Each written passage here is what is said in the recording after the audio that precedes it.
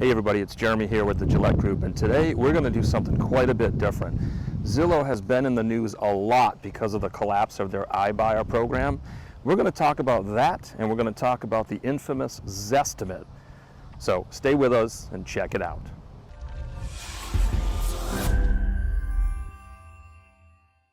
And of course, this is the Live Joy Southwest Florida channel.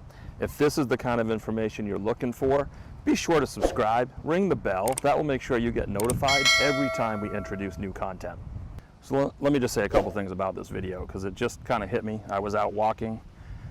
It's just kind of a stream of consciousness, so to speak. So you may see this cut in and cut out as I edit.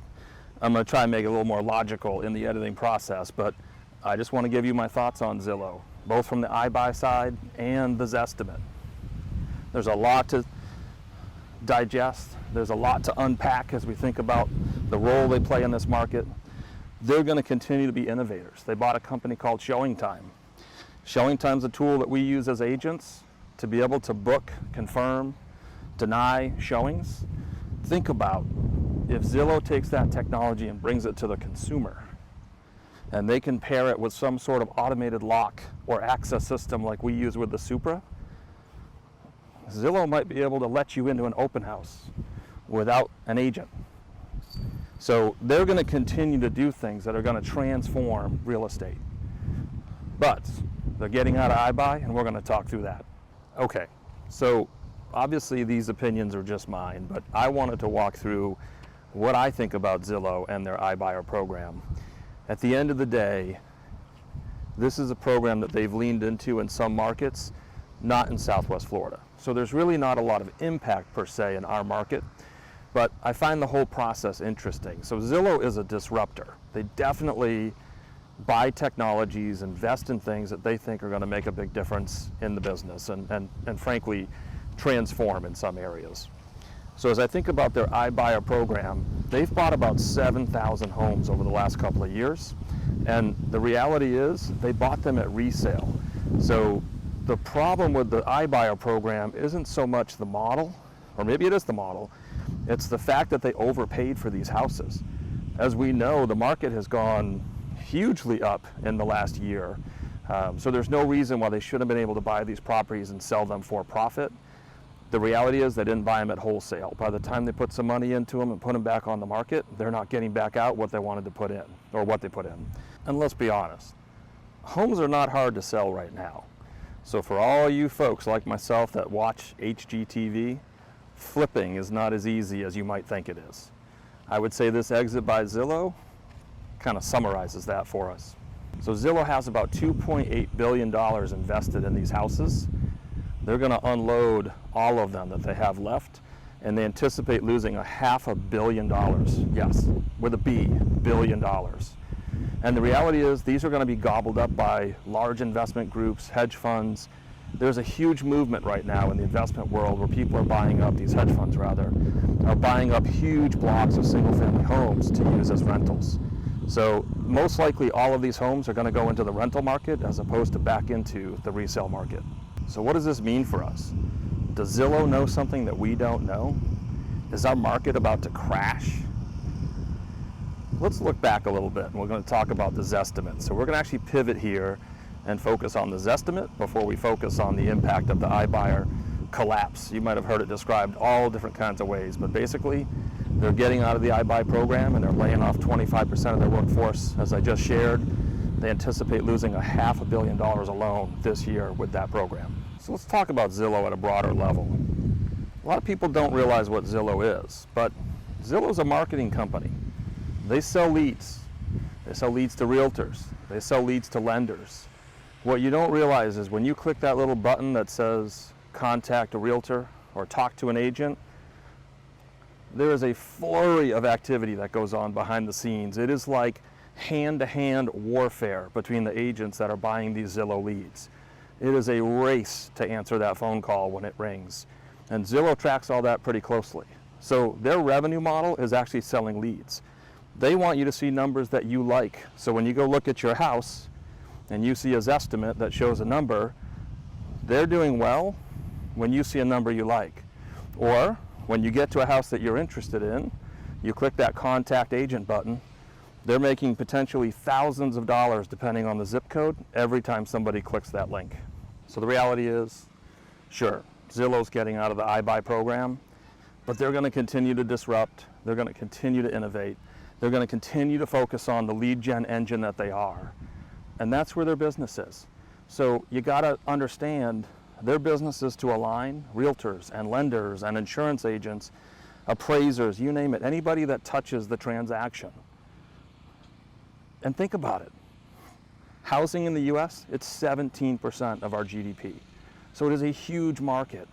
Of course Zillow's going to want to play in that space. So let me reinforce one point.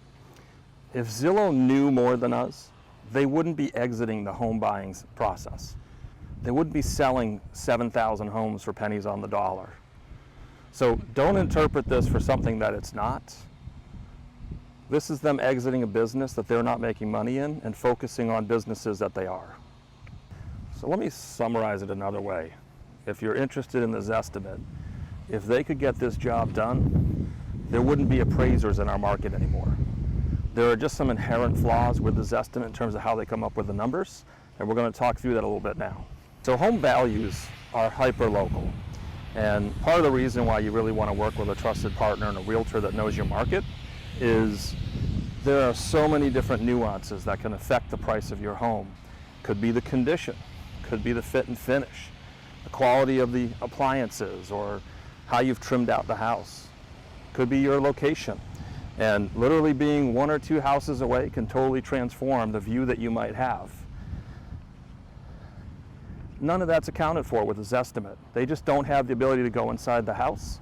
They can't see the view. They can't look at the condition. They might be comparing against a home that was sold unfurnished and you're selling furnished. There's all kinds of reasons why the Zestimate isn't very accurate.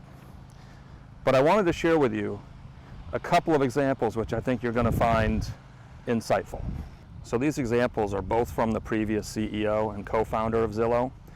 One is about 5 years ago. He listed his personal home in Seattle. The Zestimate at the time was $1.75 million. When the house sold, it sold for $1.05 million. That's a 40% decrease from the Zestimate.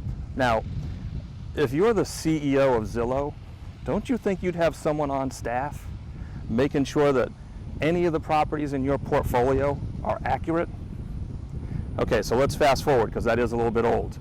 In 2020, I believe it was, he listed his Brentwood, LA home for sale. The Zestimate at the time was $16 million. He listed it for $24 million.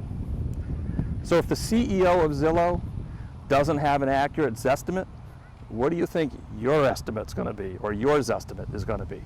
So here's another interesting statistic. By Zillow's own admission, roughly 90% of the homes sell within 80% of the Zestimate. So let's put that another way. That means 90% of the homes sell 20% above the Zestimate and up to 20% below the Zestimate. That's not great. That's a 40% delta. And if you're selling a house, let's put that into like real math. If you had a $700,000 house, 20% is $140,000. I don't think you're going to be willing to sell your $700,000 house for $560,000, although I know you'd be delighted to sell it for $840,000. But the range is just too broad. That's not a valuable number. We get asked all the time about the Zestimate, and usually it comes up in a conversation something like, well, I know it's not accurate, but my Zestimate says my house is worth $550,000. You just have to understand the first part of that sentence. It potentially isn't accurate.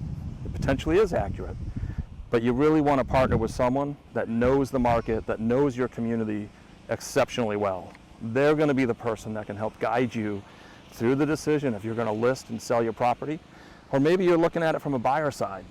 To fully understand the comps, you need to have someone that actually knows how were the other houses sold, what was the condition, what's the actual square footage versus maybe taxable that Zillow can pull from records. There are so many things that come up into that equation, and the reality is Zillow just can't pull all the information. Well, that's certainly a different topic. I appreciate you guys hanging in there and watching this. Something else we talk a lot about often is the fees. And they can be different here between the CDD fees, the various HOA fees. If you're interested in learning more, make sure you watch this video. What are all these fees about?